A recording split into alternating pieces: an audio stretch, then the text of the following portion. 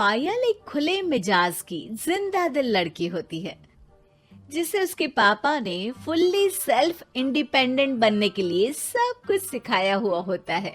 एक शाम पायल अपनी बाइक पर सीटी बजाते हुए कॉलेज से घर वापस पहुंचती है, जिसे देखते ही उसकी मम्मी गुस्से में पूरा घर सिर पर उठा लेती है।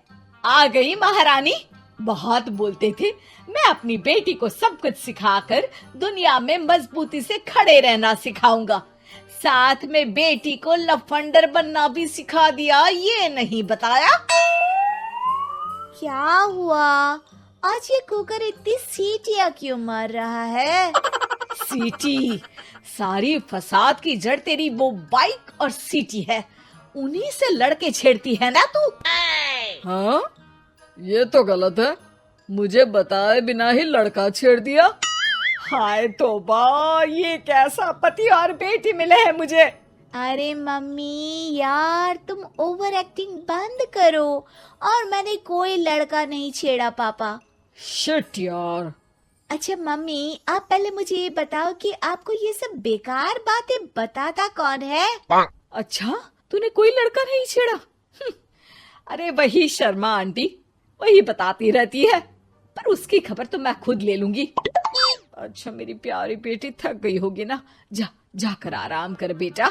अचानक मम्मी को गर्म से नरम होते देख के पायल और उसके पापा कंफ्यूजन में एक दूसरे को देखने लगते हैं। आंखों से कुछ इशारे होते हैं और पायल वहां से चुपचाप चली जाती है।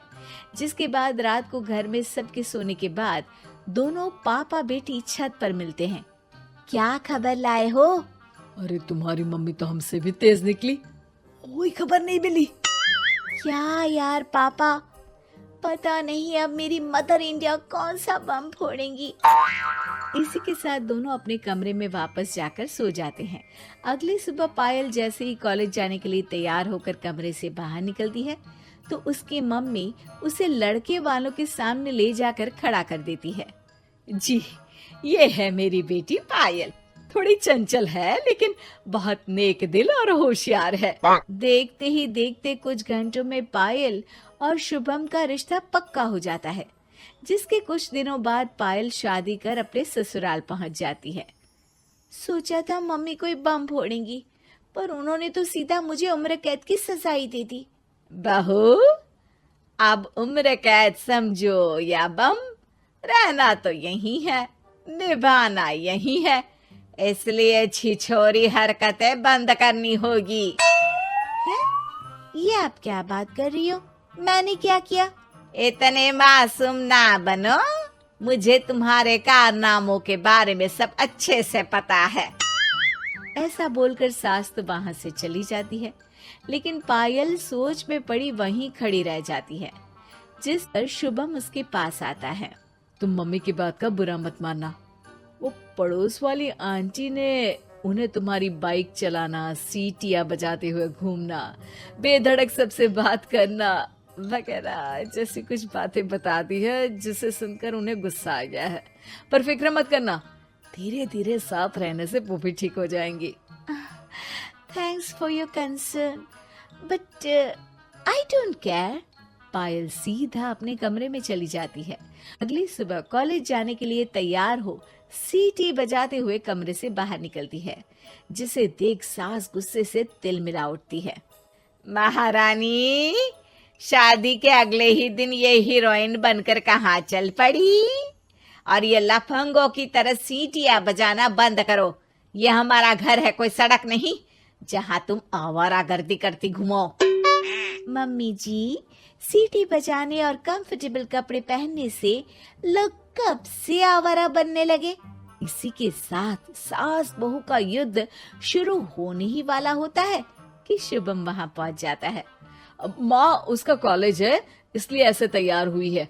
और पायल, तुम भी माँ को समझने की थोड़ी कोशिश करो ना प्लीज। सिचुएशन संभालकर शुभम और पायल घर से निकल जाते हैं। इसी तरह दिन बीतने लगते हैं, जिससे सास बहू की लड़ाइयों के बीच शुभम पिसता रहता है, लेकिन साथ ही वो दोनों एक दूसरे की आदतों को अपना भी लेती हैं। पर पायल का सीटी बजाना सास को आज भी नागवारा ही होता है। आसमान गिर जाएगा, धरती फट जाएगी, पर इसकी सीटी ना जी ना, कभी बंद नहीं होगी। अरे मम्मी जी, जब आप मेरे कुछ बोले बिना सीटी से ही समझ जाती हो कि मैं क्या बोल रही हूँ, फिर इसे बदलने की क्या जरूरत? यही तो हमारी यूनिकनेस है। पायल की बात से ज्यादा सहमत ना होते हुए भी सास हंस पड़ती है।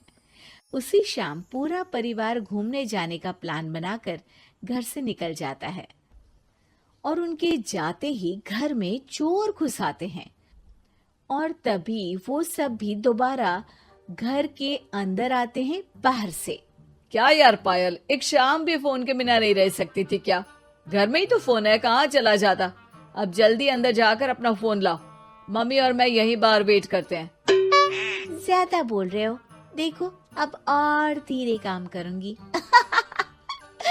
ऐसा बोलकर पायल घर के अंदर जाती है और बहुत देर तक बाहर निकल कर नहीं आती। अरे ये तो सच में जानबूझकर लेट करने लगी। चल कर देखते हैं ना।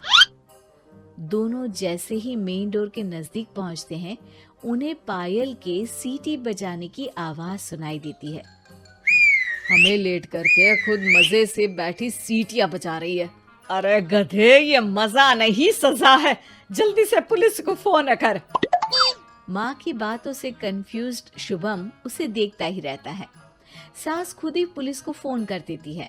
कुछ देर बाद वो दोनों पुलिस के साथ घर के अंदर जाते हैं तो पायल एक कुर्सी पर बंधी होती है और सास को देखते ही दोबारा सीटी बजाने लगती है। सीटियों की दुकान फिर से शुरू हो गई तू? और क्या इन सबको कह रही है कि चोरा है चोरा है? तुझे कैद किया है, थोड़ा तो तरस खाकर डर हमसे। और प्यार से क्या बोल रहा है इससे? अरे इसके सर पर बंदूक लगा, ठोक दे इसको। अरे चल झूठे, तेरे पास तो हथियार है ही नहीं। सास की बात सुन वहां मौजूद सारे इंसान हैरान रह जाते हैं और पुलिस तुरंत उन चोरों को अरेस्ट कर लेती है। आपको कैसे पता कि इनके पास हथियार नहीं है? अरे सीटी नहीं तो बताया।